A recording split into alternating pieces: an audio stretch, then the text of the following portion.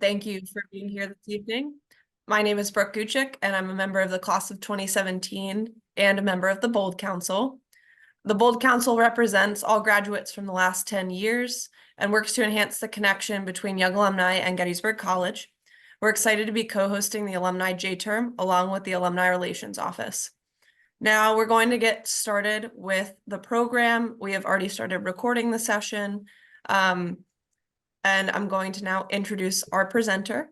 Our presenter this evening is Luren McNally, and she is the current SVP of Human Resources for Comcast Spectacor, leading vision, strategy, and execution for all facets of human resources, overseeing employee relations, recruiting, talent management, compensation planning, change management, and M&A transactions. Comcast Spectacor is best known for owning and operating the Philadelphia Flyers and the Wells Fargo Center. Luren has worked for Comcast Spectacor for 17 years and held many different roles in HR throughout her time there, including previously leading the benefits function. Luren graduated from Gettysburg College in 2004 and was a member of Alpha Delta Pi during her time on campus. She later received an MBA from Villanova University. Luren has always had a passion for employee benefits and total rewards. And so without further ado, here's Luren. Thank you, Brooke.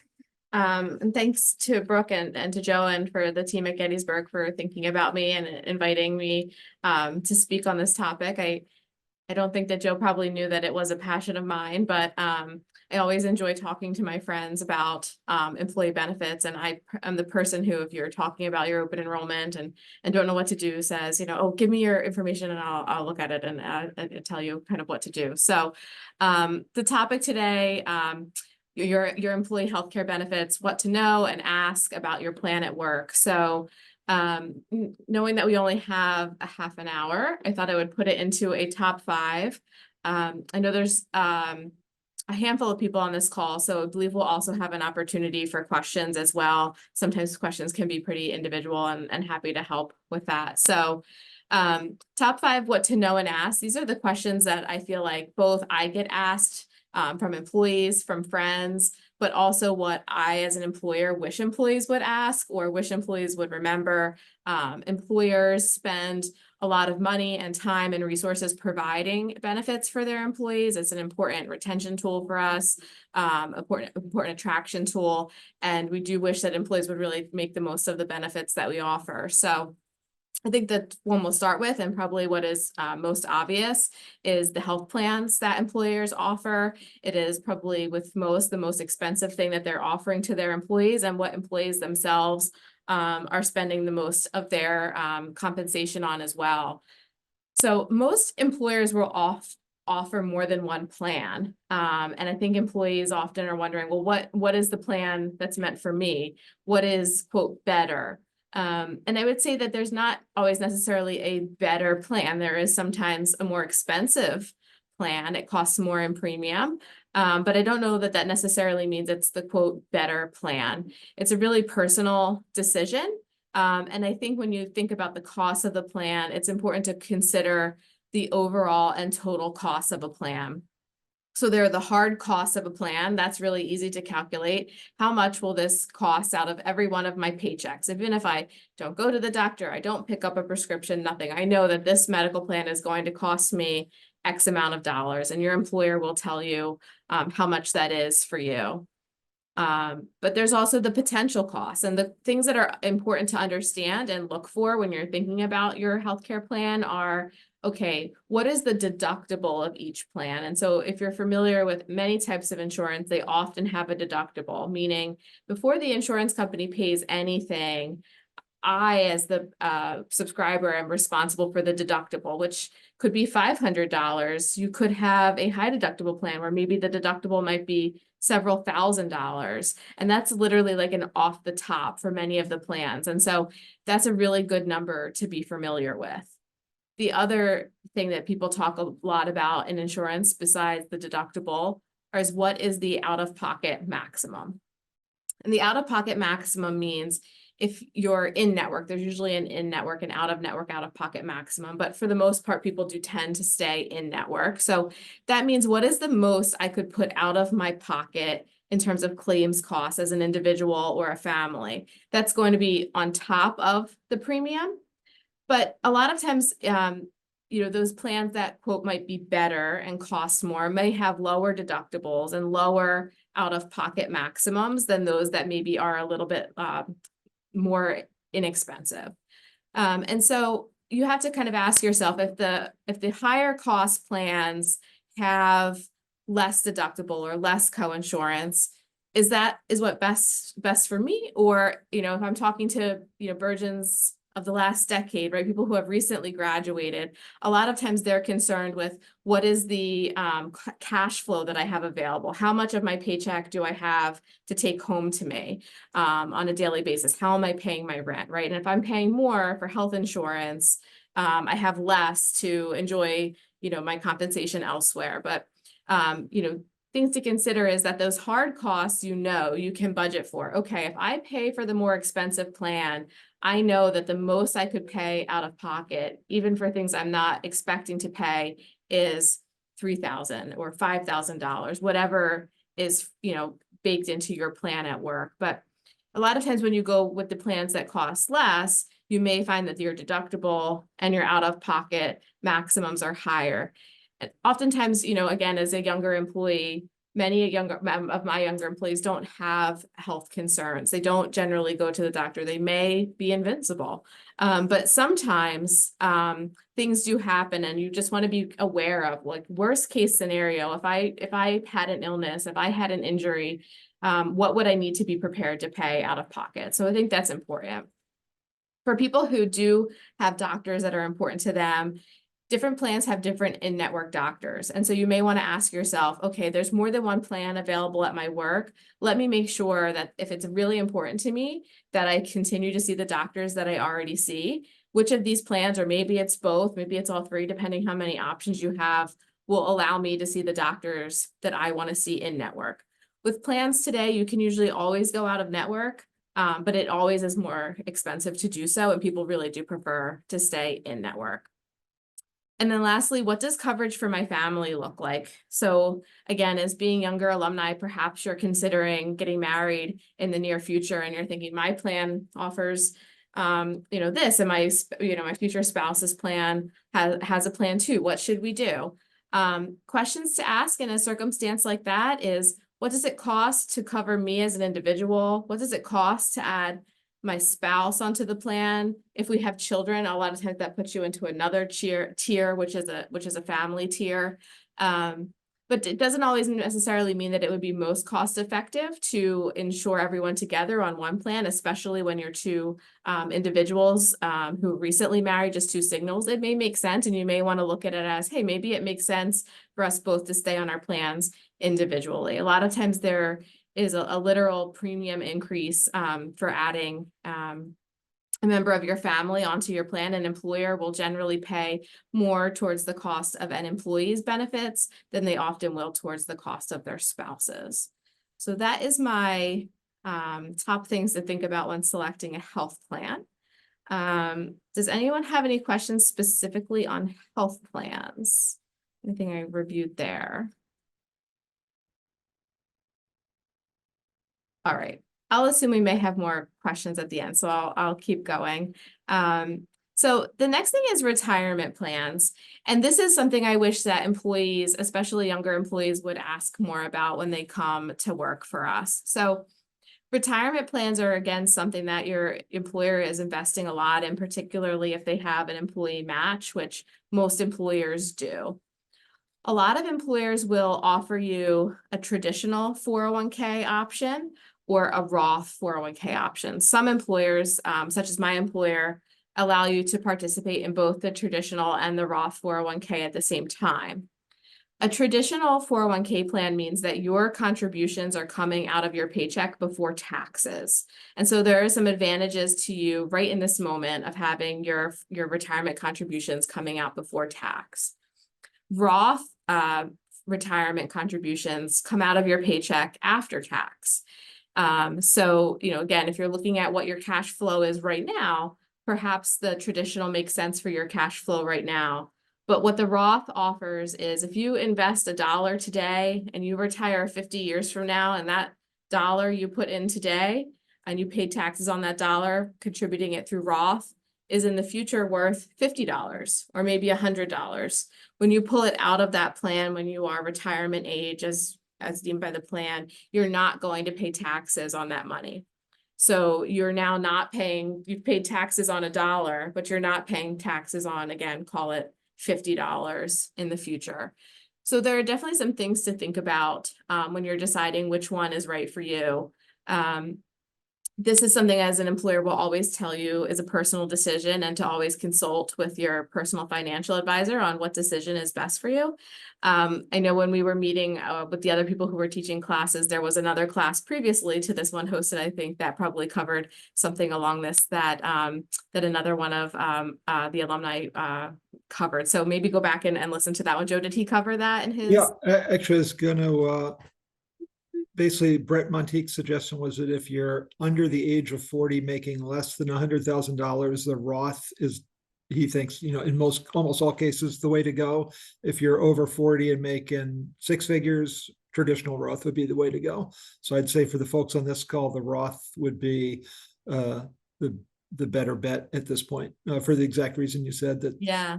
If you get a lot of appreciation, you don't get taxes when you take it out in 50 years, which has big benefits.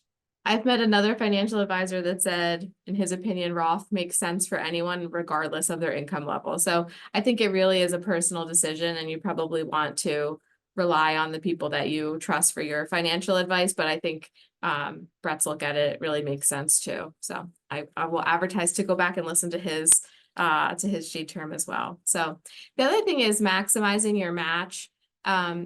Most employers will tell you that they match up to a certain percentage. So for example, I've heard very commonly that employers match up to 6%. So if you're putting 6% of your salary into the 401k plan, you're receiving a 6% match from your employer, which means if you're putting in, $6, your employer is putting in $6.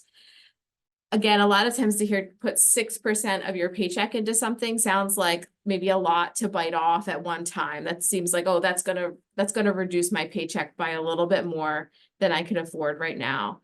So what I always advise my employees to do is go in at 1%, see how it feels, see how it reduces your paycheck. Maybe try it pre-tax, or maybe you try it Roth and then you switch it to pre-tax if it feels like too much. But a match is literally essentially free money that your company is giving to you. It will help you with your retirement down the line. If financially possible, I always advise people to contribute whatever is being matched by their employer. And I understand sometimes that's not financially feasible for everyone. But if you go in just a little bit, I know, for example, my company, who has quite an advanced benefits plan, you can enroll in automatic increases. So every year, if you enroll in that plan, it will increase you'll be putting 1% more in. And if you just do that 1% at a time, I feel like a lot of times you won't feel it as much. Maybe if you're getting a 3% increase, you might say, hey, this is the time, let me go and increase that by 1% now. And I'll do it, so I have that increase. I won't feel it as much out of my pocket. A lot of 401k plans, once you're in them, you can change your contribution, how much you're contributing at any time. So if you put in, 5% and it feels like a little bit too much, pull it back. Check with your HR team before you do that to make sure you understand when you can make changes in your plan and your contributions. But a lot of them you can do that pretty flexibly. So. And as Brett said in his session, when you get that match, you're basically getting a 100% return on your investment, which is hard to beat anywhere. Yeah. All right. Additional wellness, preventative care benefits, and financial benefits. So again, there are a lot of things that employers are investing in to try and attract and retain their employees. Where I work, we have so many benefits that are what we would call ancillary benefits that I feel like it's really actually hard for employees to keep track of them. there can be these things that are very common, such as you might have a financial benefit, such as a financial advisor, EAP counseling services, free counseling sessions are often included in your healthcare plan or in addition. We have things such as stress management benefits, sleep benefits, weight loss benefits. So my advice there is you don't know what's available until you go out and look for it and ask. So if there's something you're thinking, wow, I wonder, does my employer offer tuition reimbursement? Would my employer help me? Is there anything that is a discount program for if I wanted to do a weight loss program, or perhaps there's a weight loss program baked into my healthcare benefits, which oftentimes there are. So a lot of times your employer will have a benefits website that will go over what are the additional benefits that they're offering. They can be added frequently too. And a lot of times employers will, advertise them during open enrollment. They're not a lot of times something you have to pay for. There's just something you can take advantage of at any time. Perhaps maybe you're not paying attention to it during open enrollment because you're making a lot of other decisions about what's best for you. But I advise you to, be curious, seek it out, see what's there and what's baked in. By that, I mean, your health plan in and of itself can often have additional benefits baked into it that you may not be aware of, that may not be so obvious to you. So I would recommend also going to your healthcare provider's website and seeing, what's in there that I might be able to take advantage of or that I might be interested in. A lot of recent graduates under the age of 26 may be enrolled in their parents' benefits plans, but even so, you can still go to, if you're enrolled in your parents' Aetna plan, still go onto that the website and see, like, hey, is there something that I can take advantage of here? Is there maybe some work-life balance resources that are available here? Is there counseling here that might be free or that I can take advantage of over text even? So just be curious and see what's out there and available to you. And always ask your HR professional too, what's available and what might you not be thinking about. I like to advertise to my coworkers too. I will often say, oh, I checked out our discount that we have available, on this program this year. Has anyone else been using it? So there could definitely be a lot of stuff out there in terms of those additional benefits and perks that employers are offering. The fourth, what to know, is understanding your PTO, your paid time off benefit. This used to be more frequently called vacation time or sick time. And I feel like it is more common now that people will refer to it as a time off bank or a PTO bank. A lot of employers put all the time together into one bucket for a lot of different reasons, but there may also be different buckets of time. I know my employer has 3 different buckets of time and they accrue at 3 different times. And I know employees find that very confusing. And so when I say maximizing accruals and understanding policies, depending on your employer, you may be able to roll vacation time from one year to the next. You may be able to be paid out on a certain bucket of time.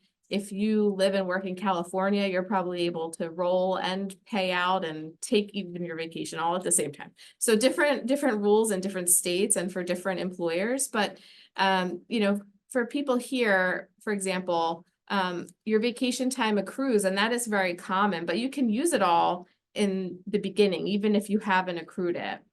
Vacation time oftentimes is paid out, but other buckets of time may not be.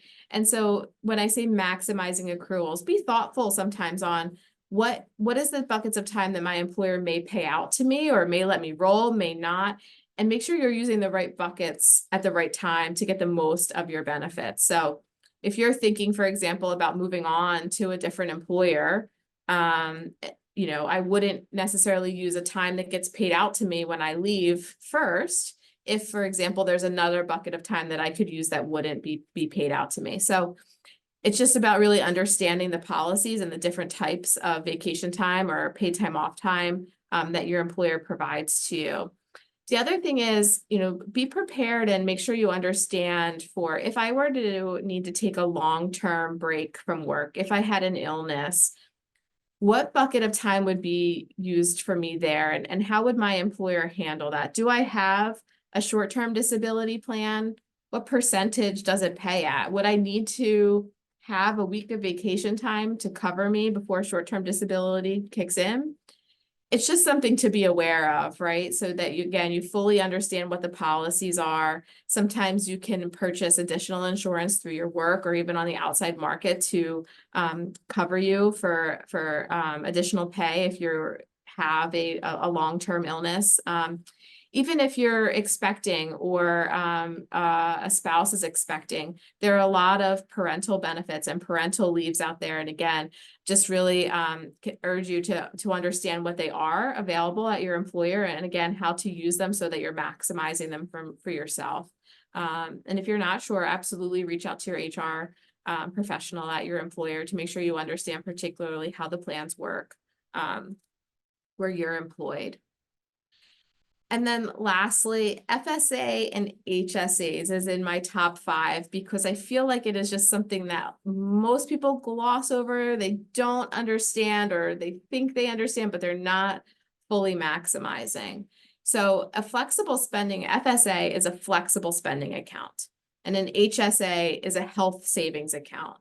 And in both instances, you're able to put your own money aside before tax to cover eligible expenses. When we're talking about healthcare expenses, it's an FSA or a health savings account. Again, the benefit is, you've heard me talk about a lot of pre-tax benefits that are available. You're putting your own money aside, but the benefit is that you're not paying taxes on it. If your company offers an FSA, a flexible spending account, be sure that you understand the use it or lose it rules.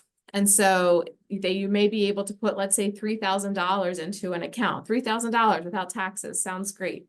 But if you don't use it, for example, by the end of the year, or oftentimes your employer will give you an extension until March of the following year, you don't get the money back.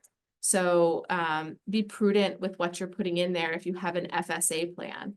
On the other hand, if you have put money into your FSA, or if you know you have an expense coming in the future where this would be helpful for you, if you've enrolled in an FSA and you've put the full amount in there, again, let's say, but your employer, maybe that's $3,000, you're going to contribute every paycheck as you get paid throughout the year, but you can use all of that money immediately. So for example, if you have an expense, for example, I just took my daughter to get braces, and it's a several $1,000 expense all at once, or maybe you're looking at something like hearing aids and you've put that money into your account. You can use that full election right now today. You don't have to wait until you've put that money aside through the calendar year. So again, if you left your employer, they wouldn't ask you for it back either. So maximize what you can. If you know you'll have expenses, definitely use it when it comes to an FSA. If you know you would be leaving employment, try and maximize what you can and use the funds that you can to make sure you've at least got yourself to even there. So also be aware that an FSA and an HSA are very different in terms of what when you can use the money. An HSA, when I'm saying use it or lose it, is not what the HSA is. The HSA, a health savings account, that money is there for you and invested. Even when you leave employment, it is there. So it's a much different plan. Oftentimes that is used when you have a high deductible plan as an option. A lot of times employers will put money into an HSA for you if you have a high deductible option. For people who have the means to pay for healthcare without using their HSA, and again, maybe we might be talking about here people who are more highly comped, but this money is pre-tax and invested. So oftentimes people may also choose, if they have the cash flow available, to pay for their healthcare expenses out of pocket and to leave their HSA money invested. But again, if you need the funds and you put them there pre-tax, or your employer has put them there for you, they're there to use immediately. But I think there's oftentimes a lot of confusion around an FSA. People are, a lot of times it happens when people are leaving employment and they think that their employer has penalized them some way because they haven't given them the money back. FSA plans are regulated at a federal level, and it's not your employer choosing your money to not give your money back to you. What you can use the money on is also regulated at a federal level and can change from year to year as well. So just be aware of what you're using the money for and what's available. Again, if you have medical expenses, it's a great tool to have that money pre-tax. It also can be a great budgeting tool, right? It's coming out every paycheck, and the money's there for you to use. So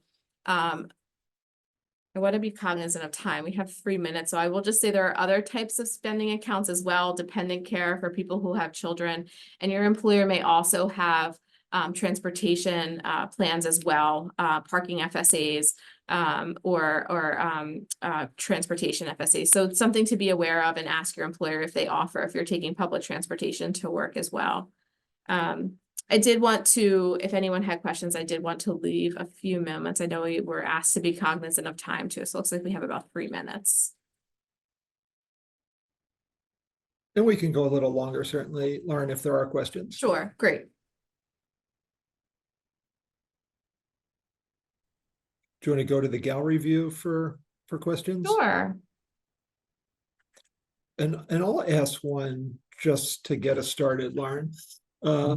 I think this is probably a group of folks on the call who will be interviewing for lots of jobs over the next many years. When we're interviewing for jobs, we always hear, oh, we have a great benefits package. Would you recommend a couple specific questions to ask in those interview situations about benefits? Yeah, so some employers are hesitant to provide fully transparent benefits information up front. There are a lot of different reasons for that. They may, for example, have premiums that are banded in ways where they may charge different types of employees different rates, those types of things. But I would want to make sure that I understood the types of healthcare plans that were available, even if they won't share the rates with you. I think it would be important to understand what types of plans are available. What kind of carrier are you using? It's a carrier that I'm familiar with. Is it a PPO plan? Is it a plan that may require referrals? But for younger employees as well, I think, it's important for them to understand. I think so many younger employees, when they interview with my company, will ask what the time off benefits are, what the work-life benefits are, what the workplace flexibility is. And those are all things that are considered part of the total rewards package, and things to be aware of. I don't think you can assume these days that every employer will be flexible or every employer will be work from home. And so certainly something to ask in advance to make sure you understand, what your time benefits are. Time is really important to people. So if premiums are important to you and they won't share exact premiums, I think a great question to ask is, what percentage of my healthcare does this employer cover? Oh, we cover 80% of the cost. That feels valuable versus we've covered 20% of the cost. That probably means it's going to cost you a little bit more out of pocket than you may be prepared for. Great, thank you.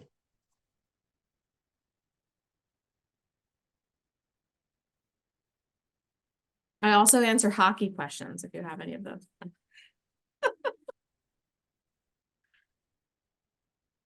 Let's go Flyers. Yeah. Any other questions for Lauren? Well, I should also point out was a recipient of the 2019 Young Alumni Achievement Award for Career Development, thanks to her rocketing up the ladder at Spectacor Comcast. Thank you. Holly was there with me, so it was exciting. I was quite honored. So thank you. And did you guys network with one another to work together? How did that happen just independently?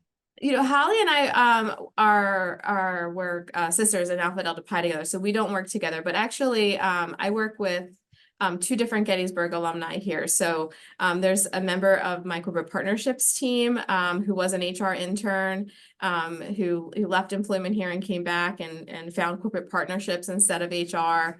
And then there was also someone who was on my HR team who now works for Comcast. That was is a Gettysburg alumni as well. And so, the person who works in corporate partnerships now is a friend of the person who worked in HR here. And prior to the person from HR applying here previously, I did not know her, but of course, my interest was piqued when I saw Gettysburg. And so I would just recommend too, that LinkedIn, it can be a resource, a really good resource if used properly. And from my opinion as an HR professional, if you've applied for a position with my company and are a Gettysburg alumni, I'm happy to be approached and to be a resource where possible. But just I would use those people, use us, other alumni as allies, but also be respectful of them and what they're able to do for you as well. There is a Gettysburg College professional network on LinkedIn that's got about 9,200 Gettysburgians on it. So as Lauren said, it's a great place to make some connections. Yeah, and if you're applying for a job, I mean, it's definitely worthwhile to check out who's employed there, who maybe has a Gettysburg connection. The network may not be as big as some huge universities, but I think for that reason, when I see a Gettysburg resume across my desk, I don't see it every day. So it piques my attention for sure. Great. Well, Lauren, thank you so much. If there are any other questions?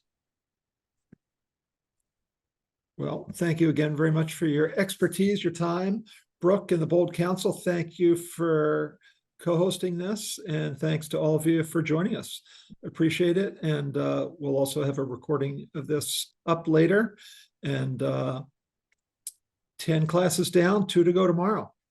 And again, appreciate your connection to Gettysburg.